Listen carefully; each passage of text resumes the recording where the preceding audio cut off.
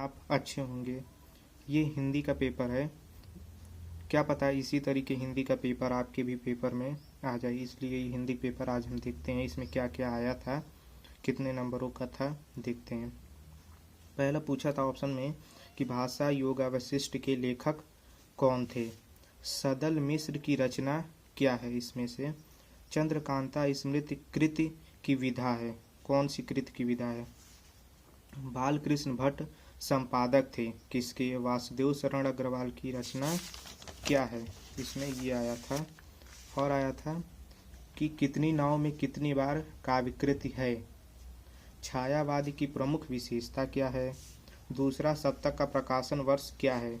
हिंदी का प्रथम महाकाव्य माना किसे जाता है, हिंदी का प्रथम महाकाव्य किसे माना जाता है। आपको पता ही होगा कि मैथिली शरण गुप्त की काव्यकृति क्या है, ये आया था ऑप्शन में। दिए गए गद्यांश की आधारित निम्नलिखित प्रश्नों के उत्तर दीजिए।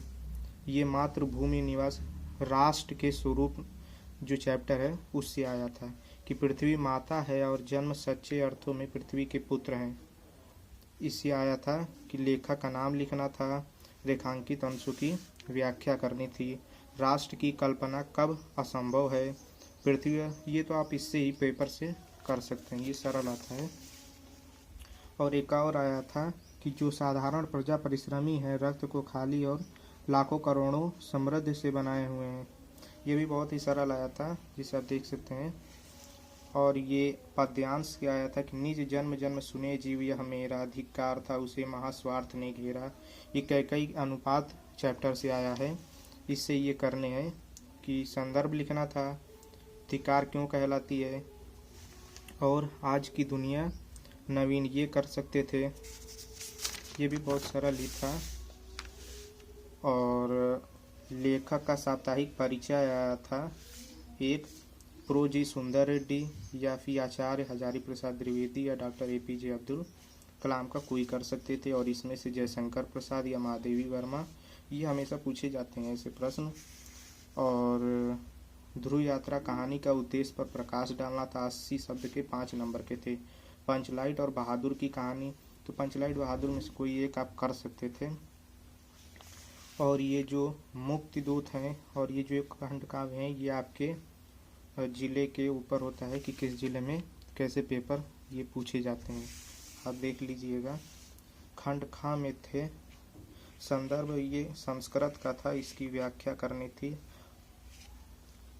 और अथवा में बौद्ध युगे ऐसे सिद्धांते, ये चैप्टर था, ये भी बहुत ही सरल है। और संस्कृत के पद्यांश के एक भाषा करनी थी कि भाषा सुमुखुरा ध्रुव गिरिड़ा भारती तस्य ही मधुरा काव्य तस्मा सुभाष, इन दोनों में से कोई एक आप कर सकते थे, इन दोनों में से कोई एक आप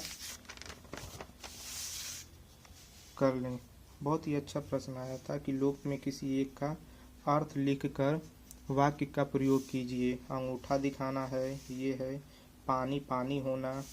निम्नलिखित शब्दों की संधि विक्षेप का चयन करना था, हिमालय का संधि विक्षेप, कठोस निषद का संधि विक्षेप, अन्वेषणम का संधि विच्छेद। दिए गए विभक्ति और वचन के अनुसार लिखना था। इसमें आत्मनी जो है इसमें क्या है, इसमें टिक करना था, एक एक नंबर थे, ये भी एक ही नंबर का था। सकल सकल, इसमें शब्द युग्म की सही अर्थ को चयन करके लिखना था। अंश और अंश में क्या अंतर है। एक शब्द के 2 अर्थ लिखने थे, धरा मित्र और जलज के। सही शब्द चयन करके लिखना था जिसका कहीं भी अंत ना हो, जानने की इच्छा रखने वाला। और किन्हीं 2 वाक्यों को शुद्ध करके इसमें से लिखना था। श्रृंगार रस या वीर रस लिखना था और एक एक उदाहरण। श्लेष या उत्प्रेक्षक अलंकार का एक एक उदाहरण देना था, 2 नंबर के आए थे ये। सोरठा या कुंडलियाँ छंद का एक एक उदाहरण देना था और 2 नंबर का आया था। बस इतना ही पेपर आया था और कुछ इसमें है नहीं ज़्यादा। समाचार पत्र पर विज्ञापन के आधारित लिपिक पद पर अपनी नियुक्ति हेतु विद्यालय के प्रबंधक को आवेदन लिखना था, 6 नंबर का था ये।